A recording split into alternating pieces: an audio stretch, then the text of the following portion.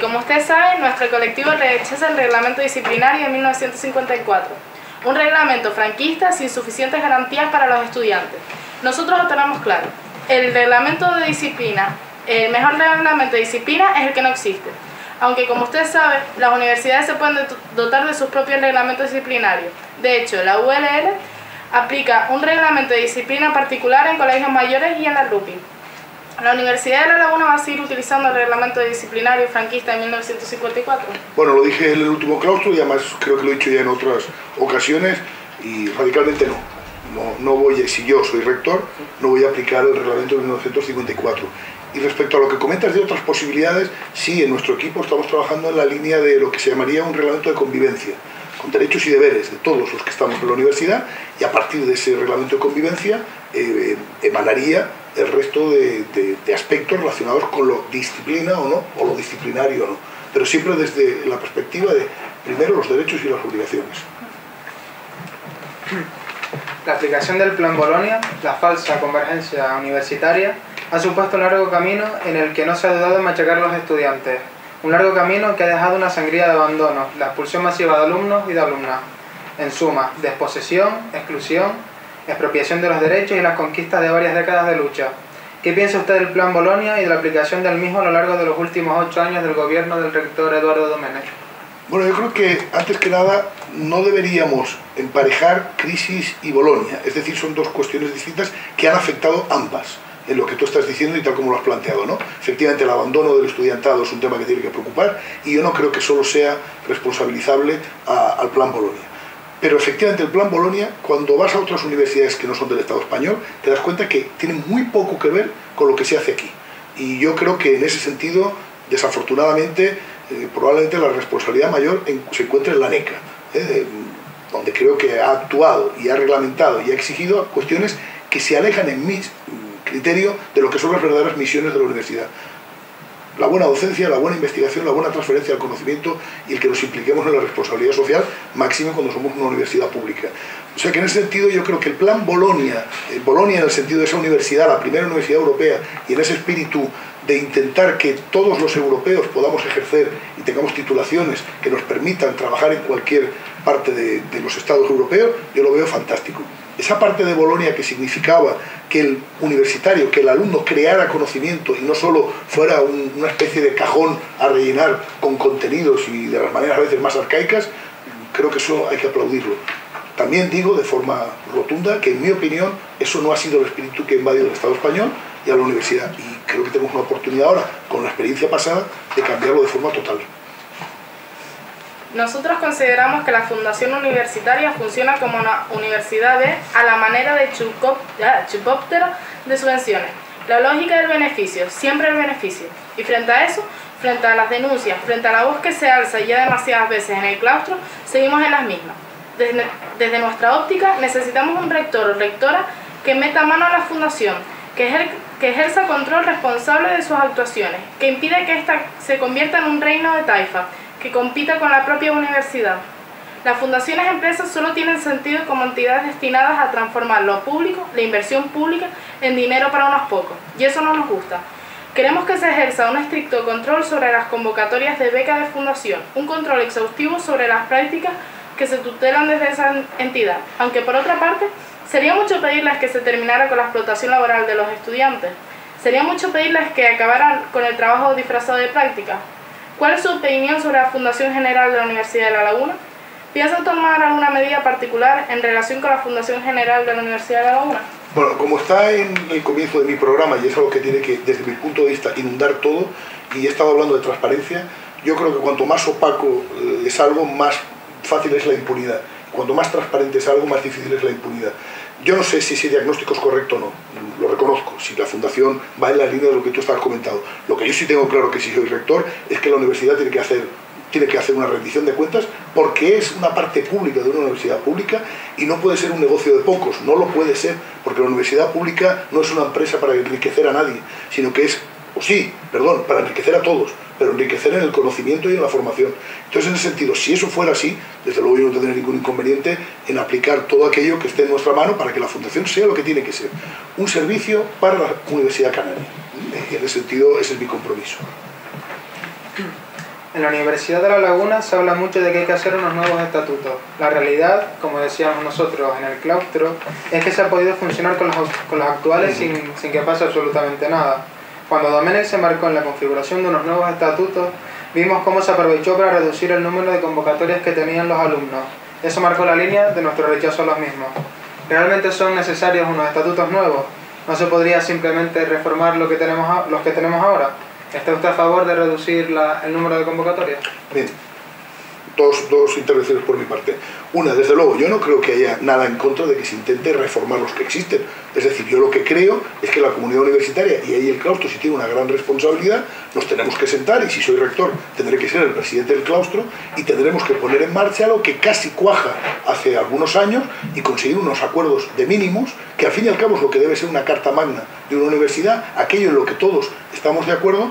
Y en ese sentido, si es reformarlos profundamente, será reformarlos profundamente, y si es simplemente retocarlos en aquellos aspectos que desde luego a día de hoy estamos fuera de la long law, si es a ese nivel, o retocar en aquellos aspectos que beneficie el funcionamiento y que los vicerrectores en ocasión no tengan que estar haciendo verdaderos zigzag para ir a favor de la ley y a la vez no incumplir los estatutos, pues se hará. Yo en el sentido no es que esté tirando los balones fuera, sino que estoy tirando los balones a donde corresponde, que es a la comunidad universitaria, alumnos, PAS, profesores. Debemos sentarnos y ver los mejores estatutos por la universidad.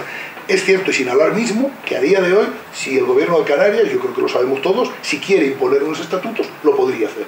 Y yo no creo que debamos asumir ningún riesgo innecesario. No creo que vaya a ocurrir, y no debemos jugar con el miedo, pero creo que si tenemos la oportunidad de reformarlos, o de reformarlos de una manera más sustancial, adelante. Lo que al final la comunidad universitaria quiera, ojo, para servir mejor a la comunidad canaria, ¿eh? Esto siempre lo voy a insistir, porque no es lo que nosotros queramos sin más. Nuestro verdadero garante y a la vez nuestro verdadero inquisidor, en el mejor sentido de la palabra, si la tiene, en el mejor sentido de la palabra, son los canarios y las canarias, que son los que están sustentando la universidad. Convocatorias, lo hemos discutido mucho, y yo aquí lo he discutido con ustedes también. Vamos a ver, esto es algo que compete fundamentalmente al alumno, porque es el mayor o peor perjudicado. Por tanto, claro que hay que escuchar la opinión, el punto de vista, la perspectiva y cómo se posicionan los distintos alumnos ante este. Y yo no creo que solo el claustro en ese sentido, creo que se tiene que pulsar de la mejor manera posible la opinión del alumno, pero no olvidemos también que hay un colectivo que es el PDI y hay un colectivo que es el PAS, que están teniendo una opinión y una posición cada vez más forjada con argumentos. En ese sentido, yo creo que al final las dos o las tres convocatorias, espero, y lo digo de forma categórica, que sea desde el más profundo acuerdo y no, y en esta misma sala creo que fue donde se dijo, el que se rompa algo que alcanzó, o no sé cómo era la palabra exacta, pero una meta conseguida desde el alumnado, que ahora se tenga la sensación de que se lo va a castrar. Este no va a ser mi espíritu, ni va a ser mi estilo, y por tanto es un tema que compete a muchos, que es verdad que el mayor lesionado o beneficiado es el alumno, y así lo tenemos que tener en cuenta. Pero no me puedo comprometer, porque no me comprometo en lo que no voy a cumplir, en que sean 2 o 3 convocatorias. Lo que sí digo es que no se va a hacer a costa de un colectivo. La normativa de permanencia ha sido otro cuento productivista, herramienta castradora y profundamente antiuniversitaria. Dicen que la ley obliga, pues miren, limítense a lo estrictamente legal y punto. La normativa de permanencia genera desigualdad y atenta contra los derechos de los estudiantes canarios. De hecho, no se debería permitir la aplicación de este tipo de normativas que generan profundas desigualdades en lo que a oportunidades de formación se refiere, entre los que estudian aquí y los que lo hacen en la metrópoli. No es lo mismo tener que cambiar de universidad viviendo en Tenerife que en Madrid o Salamanca. ¿Piensa tomar alguna medida con respecto a la normativa de permanencia? Tienes toda la razón, y además es un aspecto que tenemos que reflexionar mucho y analizarlo. Y no hablar por hablar, sino que es así, hay que hacer un análisis muy profundo, y desde luego yo considero que lo que acabas de firmar es muy sensato. Hay una normativa base, vamos a ajustarnos lo máximo a esa normativa base, que de alguna manera no quiero mentir, en el sentido que no quiero faltar a la verdad más que mentir. Creo que fue el espíritu de muchos de los que estamos en ese Consejo de Gobierno cuando se aprobó en el 2014. Es decir, se aprobó desde que era algo absolutamente provisional y luego desde la presión de que era lo máximo que se podía haber hecho en un Consejo de Gobierno, en un Consejo el Consejo Social, perdón. Yo espero, si soy rector, estar en ese Consejo Social y de primera mano impedir que se haga un reglamento que, en mi opinión, tras leerlo detalladamente, considero que además es malo. No sé ya ni siquiera si es injusto o justo, es malo, es inadecuado. Yo creo que hay hasta errores a nivel de cuantitativos, de créditos, etcétera, ¿no? Y por tanto vamos a intentar hacer las cosas de mayor calidad, y si ese reglamento permite y potencia el que el alumno no lo vea como algo negativo, como una espada de Damocles, sino como algo que te tiene que alentar y te tiene que incentivar a que efectivamente uno no puede repochinarse en sus estudios, perfecto. Ojo, porque sí es verdad que igual que exigimos que el profesor y el PAS dé lo mejor de sí, porque es dinero público con lo que estamos jugando, es absolutamente legítimo que la comunidad canaria exige al alumno lo mejor de sí, porque es dinero público con lo que estamos jugando. Y en ese sentido yo creo que un reglamento que sea garantista de que estamos utilizando bien los bienes públicos me parece fantástico, pero un reglamento que genere miedo, que genere sensación de espada de Damocles, que genere en ocasiones incluso situaciones que pueden ser perversas, ¿no? Donde la persona que precisamente haya tenido el mayor infortunio, que es al que más hay que apoyar, sea el que sale más lesionado por ese reglamento. Esto hay que revisarlo. Y de nuevo estamos hablando, y perdonen que sea insistente, de temas que tocan directamente al alumnado. Que yo sepa, es muy improbable que haya un solo menor de edad en la universidad, con lo cual estamos hablando entre adultos que tenemos que tomar decisiones adultas. El tema de la extinción de titulaciones ha sido un verdadero drama, y para más Henry, para mayor angustia y sufrimiento de los afectados, hemos disfrutado de un reglamento de compensación hecho con muy mala leche. Mientras que en otras universidades los estudiantes disfrutan de una compensación apropiada, aquí siempre jugando a ser especiales, jugando a ser tipos y tipas duros, pues tenemos los que tenemos. ¿Estaría dispuesto a modificar el actual reglamento de compensación de la universidad para moderar el nivel de exigencias que tiene el mismo? ¿Estaría dispuesto a tomar alguna medida de gracia urgente para que los alumnos que sufren la extinción de titulaciones pudieran compensar asignaturas aunque no cumplan con todas las exigencias del actual reglamento de compensación? Vamos a ver, en situaciones excepcionales, medidas excepcionales. Yo creo que eso a nadie le debe sorprender y nadie debe alarmarse ante esto. Y es verdad que ya estamos tocando a fin de las licenciaturas y las diplomaturas, y tiene que surgir una sensibilidad por parte del colectivo del profesorado y de los dirigentes de esta universidad en entender que efectivamente no estamos en Madrid con 4, 5, 6 universidades más para resolver el problema de ir a una universidad a otra y acabar los estudios, y que en determinado momento puede ser muy gravoso el trasladarte ahora a un grado después de haber hecho una licenciatura, o de una diplomatura pasar un grado. Yo, por tanto, creo que cualquiera que sea el candidato o candidata a rector, creo que va a ser muy sensible con aquellas personas que están terminando su licenciatura o su diplomatura. Eso por un lado. Segundo, sí tengo experiencia en la Facultad de Psicología de haber aplicado el reglamento, y yo no lo sé, por eso quizás lo que pueda haber ocurrido con el reglamento es que o no se ha entendido bien, o en algún centro porque no se haya aplicado bien. Yo no tengo quejas, al menos a mí no me han llegado, de los alumnos, que ya han sido varios, los que han solicitado. No siempre se ha otorgado, en algún caso se ha denegado, en muchos se ha firmado favorablemente, pero yo no tengo, al menos no he recibido quejas de cómo se ha aplicado, con lo cual igual estoy sesgado a que creo que la facultad, ex facultad, pero para mí, Facultad de Psicología siempre, creo que se ha hecho un uso muy correcto del reglamento. Si en algunos sitios se ha abusado de él y el reglamento, por ser deficitario o inadecuado, pues entonces habrá que cambiarlo. Si ha sido un mal uso, lo que habrá que dar son instrucciones más precisas a los que lo aplican para que lo apliquen bien. Yo creo que aquí es una cuestión, como ya tenemos experiencia, a mí eso me gusta mucho.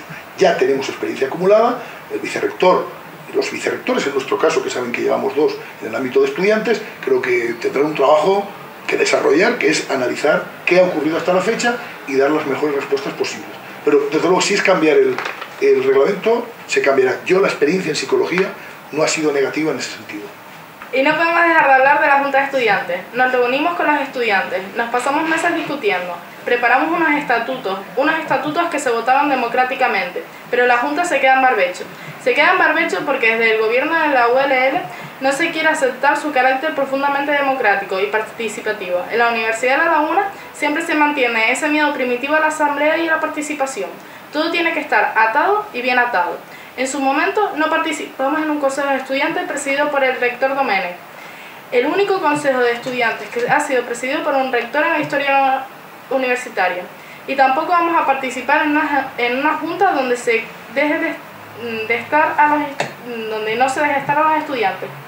Queremos que se respete lo que se aprobó el 8 de mayo de 2013. Dentro de poco se cumplirán 2 años. Es una vergüenza. ¿Qué modelo de junta de estudiantes o consejo de estudiantes defiende? ¿Estaría dispuesto a trabajar para que se respete la decisión que tomamos los estudiantes el 8 de mayo de 2013? Vamos a ver. Yo creo que el tema que estás tratando tiene que ver mucho con la confianza. Y perdona que me enrolle por otro lado, pero para mí es importante. Yo llevo ya de psicólogo varios años, más de 30, y recuerdo que al comienzo trabajé mucho con pacientes que tenían trastornos psicóticos y había en la población general una idea de como que el psicótico era peligroso, ¿no? Lo que llamaban antiguamente el loco, ¿no? El que desvaría. Bueno, luego con los datos en la mano te das cuenta que precisamente las personas que tienen trastornos psicóticos son mucho menos agresivas que las personas que no tienen trastornos psicóticos, al menos con estadísticas en la mano.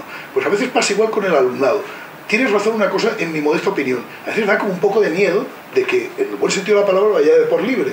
Pero si luego con las estadísticas en la mano, si la juventud universitaria tiene un porcentaje de comportamiento absolutamente sociable, muy elevado que otros colectivos, con lo cual yo creo que lo que debe activar cualquier rector y su equipo rectoral es la confianza en este colectivo de que va a ejercer sus funciones de la manera más madura, más adulta y más responsable. Y luego todo lo más habrá que trabajar en prevención. Es decir, si luego hay determinadas acciones o determinados aspectos que puede pasar en un colectivo que son más de 3 o 4 personas, y aquí estamos hablando de más de 20.000 personas, pues evidentemente habrá que actuar primero con la prevención correspondiente, que eso lo permite el análisis, el estudiar los temas. Yo hoy estuve reunido con los alumnos de psicología y hablaban en esa línea, ¿no? Hablaban de las fiestas estudiantiles o los actos, que a veces parece como que desde el rectorado se quiere controlar demasiado. Yo creo que no, yo creo que no significa ser permisivo en el sentido del laissez-faire, que me parece también actitudes muchas veces de vagancia, más que otra cosa, ¿no? Sino sencillamente ser un estilo democrático, un estilo participativo, un estilo de confianza. Que el profesor confíe en su alumno y su alumno confíe en su profesor. Y creo que, perdona, pero creo que además me salta la pregunta, es decir, no te he contestado, pero bueno, luego si no me lo repites. Bien. Hace unos días se aprobó el nuevo reglamento de evaluación e impugnación de calificaciones. Los representantes del alumnado en su totalidad votamos en contra. Solo se admitió una de las consideraciones que hicimos desde AMEC. Sí, ¿verdad? A raíz de esto nosotros nos preguntamos, ¿esta universidad seguirá sin escuchar la voz del estudiantado? ¿Estaría dispuesta a renegociar con el alumnado el reglamento de evaluación e impugnación de calificaciones? Sí, categóricamente sí. Es decir, vamos a ver, yo no puedo entender, insisto, en un colectivo de todos adultos, que no hay que, por tanto, adoptar actitudes paternalistas, sino todo lo contrario. Lo que tiene que ser es de convivencia y de diálogo y de transaccionar puntos de vista y de discrepancias, sanísimas discrepancias. Yo creo que yo no estaba en ese Consejo de Gobierno, y lo reconozco, porque estaba empezando la campaña y se acumularon una serie de tareas y no pude asistir. Pero desde luego, si hubiera asistido, yo creo que hubiera sentido vergüenza que para fundamentalmente el colectivo al que va dirigido, todo ese colectivo de forma unánime votara que no. Creo que para mí como rector, y ese es un compromiso más, en el sentido, si en algún momento tengo que tomar decisiones y los números son favorables a mi criterio, pero hay algún colectivo especialmente dañado o damnificado, yo creo que lo dije ya en un claustro e insisto en ello. Es verdad que la democracia son números, pero los números sin ideas no me sirven para nada. Por tanto, respetando a las mayorías, faltaría más, solo faltaría que no respetáramos a las mayorías, pero desde ese respeto también lo que está antes de la mayoría o la minoría, que es la idea y lo que significa el colectivo al que generas un reglamento. Yo sentí, cuando me enteré de la noticia, sentí una cierta vergüenza de que se haya aprobado un reglamento donde todo el alumnado ha votado. Es verdad que no es mucho, porque la cuota que hay en Consejo de Gobierno es la que hay, pero que significa que la totalidad del alumnado vote en contra. Yo creo que nos debe hacer reflexionar y espero que haya hecho reflexionar a todos los que estamos en el Consejo de Gobierno. En la UL también ha fallado la policía, el servicio de inspección y el servicio de calidad. Y si un servicio no funciona, lo mejor es prescindir de dicho servicio. Será cuestión de ver qué mecanismos de control interno ponemos en funcionamiento, mecanismos que, en todo caso, deberán ser democráticos y no coercitivos. Y hay que mirar también qué pasa con el asesor jurídico. Nos tenemos que mirar el asesor jurídico. Por lo pronto, una pregunta trascendental para AMEC: ¿piensa modificar alguno de estos servicios? Vamos a ver, sobre todo creo que hay que reforzar y fortalecer la idea de que el inspector o el asesor jurídico es el inspector y el asesor jurídico de la comunidad universitaria, no del rector, o no del jefe de gabinete del rector, o no del vicerrector de turno, o no del secretario general de turno. No, es una figura importante el asesor, cuando sirve a la comunidad. Es tan importante como puede ser lo que signifique que determinados excesos que se cometan con un alumno, gracias al asesor jurídico, pues se permita no tener que llegar a tribunales, ¿no? Y en esa misma línea tiene que ir el inspector. El inspector, desde una perspectiva coercitiva, yo no la comparto. Evidentemente la comparto desde un técnico, un especialista, que a las órdenes de la comunidad universitaria, de su conjunto, de su colectivo, nos avanza o nos ayuda a avanzar en detectar aquellos fallos que estamos pudiendo cometer, porque vuelvo a insistir, lo que tenemos entre manos es un producto muy importante, porque significa no solo, como he dicho en algún programa de televisión, el efecto dominó de que si nos cargamos la educación superior, ya es que nos cargamos toda la educación, a ver quién forma a los maestros, a ver quién forma a los profesores, si es que prácticamente nos cargamos la sociedad actual, a ver dónde están los abogados que te tienen que defender, a ver dónde están los médicos que te tienen que curar, a ver dónde están los ingenieros que tienen que intentar concienciar de que cada vez menos destrozos ambientales y más sentido común. Es decir, hoy estuve en Agraria, saber dónde están esos colectivos que empiezan a hacer un cultivo mucho más ecológico. Es decir, si nos cargamos la universidad, es que yo, sinceramente, sin caer en apocalipsis, en frases apocalípticas, yo creo que volvemos a los árboles, pero vamos, a saltar de rama en rama. Con lo cual, desde esa perspectiva, un inspector y un asesor jurídico tiene que estar al servicio de la comunidad universitaria para que demos el mejor producto posible. El claustro de la Universidad de La Laguna insta al rector a disculparse institucionalmente con los alumnos y alumnas que, formando parte de la Asamblea del Movimiento Estudiantil Canario, AMEC, fueron expedientados y sancionados, aunque dichas sanciones fueron suspendidas por un tribunal y no se pudieron aplicar. El 28 de enero, el claustro respaldó mayoritariamente esta resolución. Eduardo Domenech se niega a disculparse y, por tanto, no piensa cumplir con la resolución claustral. ¿Ofrecerá usted a AMEC dichas disculpas? Vamos a ver, contesté ya en el claustro, pero entre la contestación del claustro y hoy han pasado algunos acontecimientos y cuento uno que no digo que me haya dolido en absoluto, porque la persona que me lo ha transmitido sé que me aprecia muchísimo, me quiere especialmente y yo le aprecio y le quiero especialmente. Esta persona me comenta, es tan importante ganar una selección como para ponerte de rodillas ante AMEC, que por cierto no le he contestado todavía, lo voy a contestar en breve, pero ya aprovecho para contestar a toda la comunidad universitaria. Yo me pongo de rodillas ante la verdad, ¿no? Y si tengo que morir de pie, moriré de pie. Me he puesto de rodillas muy pocas veces en mi vida.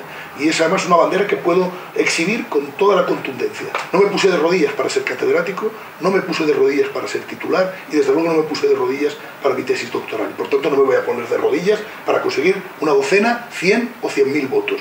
Lo que dije en el claustro lo mantengo. Y lo digo categóricamente. Cualquier rector del claustro tiene que ser respetuoso con las decisiones que se toman y las resoluciones que se votan. Y en ese sentido no cabrá la más mínima duda que si me toca a mí o a quien corresponda disculparnos ante el grupo AMEC, lo haré. No por ponerme de rodillas ante AMEC, sino por cumplir con lo que debe cumplir cualquier rector de la universidad, con su colectivo. Dicho esto, añado además que es verdad que el caso AMEC yo creo que no debió existir nunca. Punto. Lo dije hace muchos años, ya muchos, estamos hablando de 2011, y hay testigos y hay prensa que lo puede de alguna manera demostrar, pero lo volveré a decir, creo que generamos un gran conflicto donde sencillamente, si hubiera existido una buena mediación, o sencillamente, si hubiera existido un verdadero propósito de llegar a la concordia, al acuerdo, a la capacidad de desde la discrepancia llegar al entendimiento, este caso no hubiera existido nunca. Usted ha estado vinculado durante muchos años como portavoz al grupo que ha apoyado en el claustro al rector Domenech. ¿Qué lo distancia ahora de la política de Domenech? ¿Existe una verdadera apuesta por romper con el pasado? Mire, yo no sé si la palabra romper con el pasado, porque yo lo que quiero romper es con errores que he cometido, porque vuelvo a insistir en ello, yo me he equivocado y estoy seguro que seguiré equivocando hasta que me muera. Lo que sí me sabría fatal es no darme cuenta de esos errores, o que la gente no me los dijera, y me sabría todavía peor no rectificar cuando son claramente algo rectificable, ¿no? En ese sentido, a mí no me gusta la palabra romper como tal, pero desde luego yo no he gestionado la Universidad de La Laguna. No puedo ser responsable de lo que no soy, y sí soy responsable de lo que soy. Fui portavoz de un grupo de RC, de Renovación Convergente, desde el que tengo excelentes compañeros, los cuales muchos de ellos además están trabajando conmigo de una manera muy intensa, no solo en la campaña de estos minutos, sino en meses anteriores, donde personas de RC son, no digo responsables ni corresponsables, pero que sí han sido decisivos para que yo esté hoy aquí, y desde luego no voy a renunciar jamás al espíritu de muchos compañeros a los que admiro, a los que respeto y a los que les tengo una estima superior, por decirlo de alguna manera. Desde esa perspectiva, yo con eso no rompo. Lo que sí, desde luego, espero es no cometer los mismos errores. Como decía aquel famoso filósofo, hay tantos errores nuevos para cometer que para qué seguir cometiendo los mismos, ¿no? Y yo espero no cometer los mismos errores que cometí. Pero no como el gestor, el responsable de la Universidad de La Laguna. Eso no lo he sido nunca. Aspiro a serlo. Aspiro a ser el rector de la Universidad de La Laguna. Y como rector de La Laguna, si tengo la suerte y los votos y el honor de serlo, espero que se me juzgue ahí. Que se me juzgue ahora como pseudo-rector, que alguna vez se intenta, no por ustedes, pero digo en general, el transmitir, el rector en la sombra, ese desde luego sí que no fui yo. Yo ahí lo siento, no es por esquivar, sino que no me parece justo que a mí se me responsabilice de lo que yo no he tenido en ningún momento ninguna responsabilidad. Como portavoz del grupo RC, soy totalmente responsable de todos los discursos que tuve la oportunidad de transmitir en el claustro. Muchos de ellos que intentaron ser la convergencia de muchos compañeros y algunos, lo tengo que decir, en contra incluso de perspectivas muy personales. Pero yo no representaba a Juan Capafons en el claustro, yo representaba al portavoz de RC. Y yo no representaré a Juan Capafons en el rectorado, yo representaré al rector de la universidad. Muchas gracias. Ah, ya está. Muchas gracias.